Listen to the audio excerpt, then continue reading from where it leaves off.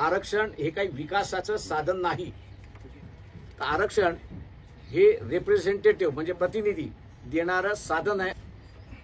हा देश कधीही एकत्र नव्हता आणि त्याचं सगळ्यात मोठं कारण जात ही होती अशी परिस्थिती आहे, धर्म होता अशी असणारी परिस्थिती आहे।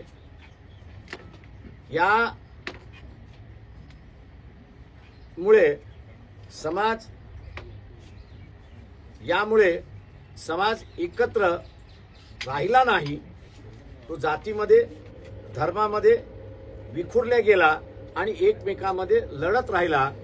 आणि म्हणून भारताबाहेरच्या ज्या शक्ती होत्या या सगळ्यांनी भारतावरती राज्य केलं अशी असणारी परिस्थिती आहे। ही परिस्थिती पुन्हा येऊ नये भारतावरती म्हणून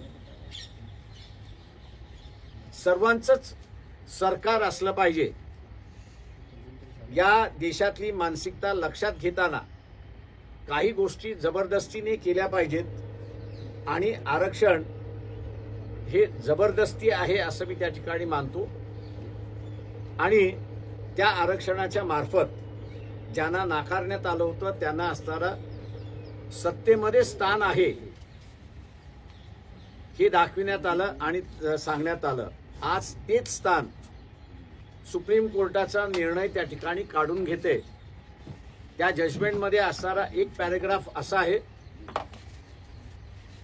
की तो असं म्हणतो की एकदा तुम्ही लाभ घेतला तर तुम्ही यादीच्या बाहेर आहात अशी परिस्थिती आहे।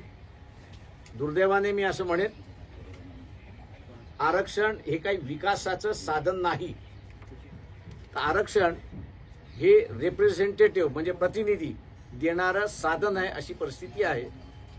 तेव्हा जजमेंटमधल्या अनेक गोष्टी आहेत की ज्याच्याबद्दल इथे आक्षेप आहे आणि त्याच्याच बरोबर कुठेतरी शंका निर्माण करणारी अशी परिस्थिती आहे।